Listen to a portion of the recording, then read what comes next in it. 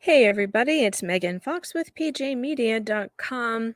You can find me writing columns on PJ Media every day. And don't forget to sign up for my VIP subscriber service on PJ Media. You can use my promo code FOX for a discount where you get access to my weekly podcast if you want more of me. This is interesting. Speaking of conspiracy theories, now a bunch of people are not convinced that the slap was real. Okay, that's a lot of people think it was staged. And I have made the argument that it was not staged for a few factors. A couple of them are one, because of Chris Rock's reaction. I mean, you could look at Will Smith and be like, okay, he looks like he's laughing. He doesn't seem very serious. He didn't slap him very hard. So that part of it looks staged, but Chris Rock's reaction did not look staged, and here's some proof. So this is a video in slow motion that shows Chris Rock's reaction. Now watch carefully his right fist, his right hand, chambers a fist. Watch this. Slap. Now watch his hand come around. It's balled up. He's in a fighting stance, and he drops it. But he was ready to go. Did you see that? And I think that was a very natural response, not to mention that then he couldn't get his words together afterwards. Let's watch it one more time so you can see his hands were just standing. He had his hands behind his back. He was relaxed. Slap, right hand, balls into a fist, comes back. Ooh, drops. Okay, so it was that. But now there appears to be some evidence that it could have been staged.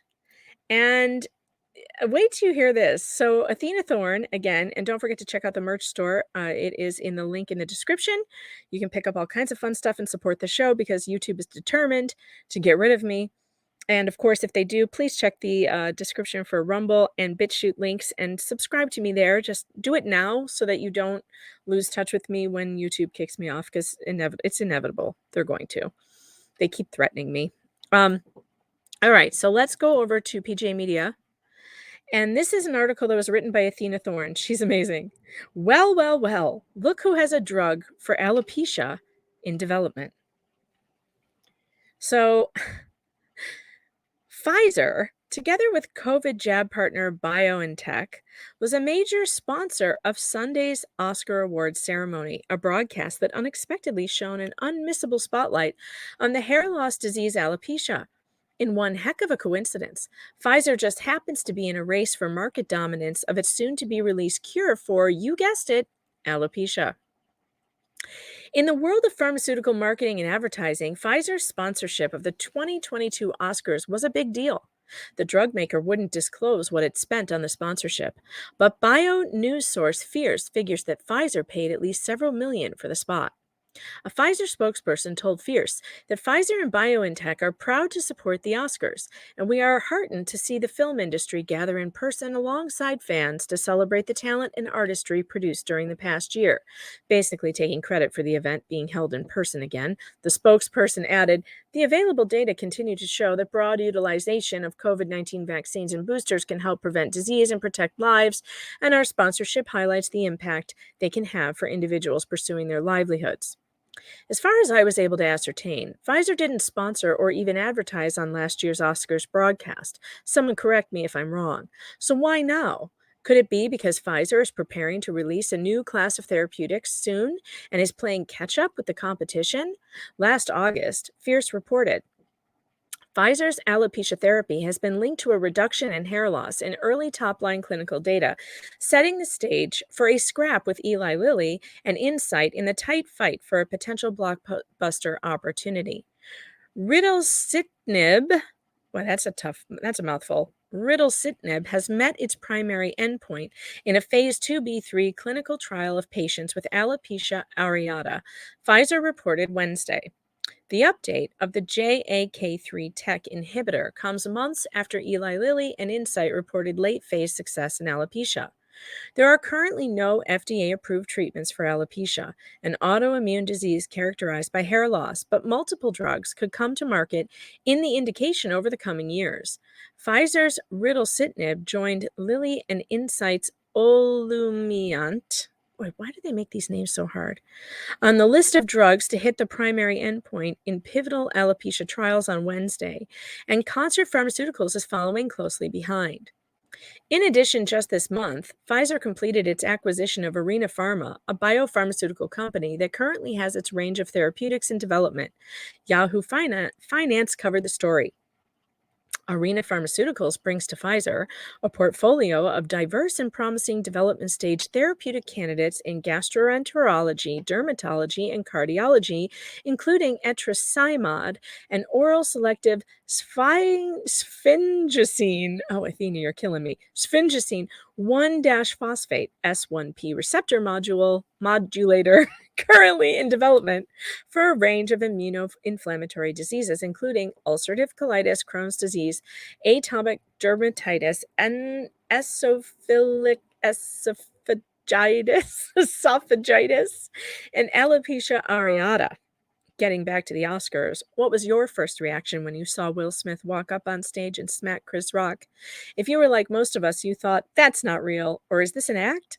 It certainly seemed like a bizarre and overblown reaction on Smith's part to the extent that it was hardly believable. Later in the broadcast, his tearful, rambling acceptance speech made it seem more plausible. The actor was truly in the throes of an emotional difficulty. Colleague Megan Fox and I both wrote about it. But then again, Smith is an actor.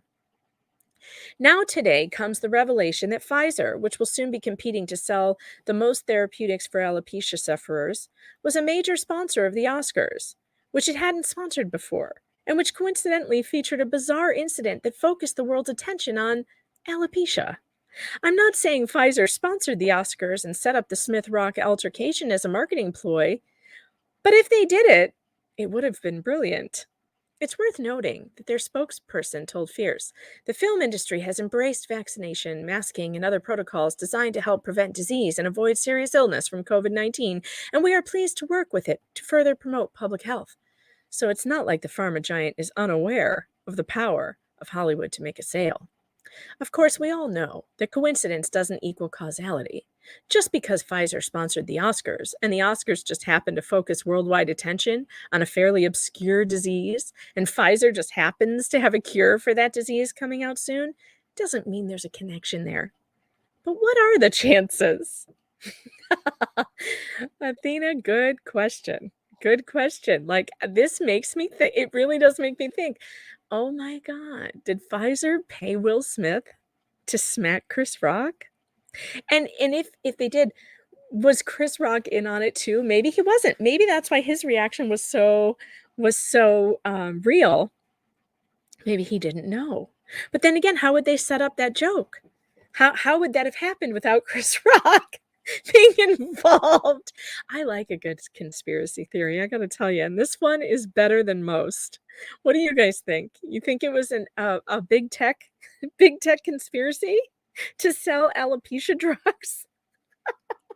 I mean, it really is a good coincidence, and Athena Thorne is really awesome for finding it, and I love her, and I just I'm kind of blown away by this. I really thought it was real, and I still do kind of think it was real, but I also think, this now gives me a big question mark. What about you? What do you think? Let me know in the comments below. Talk to you soon.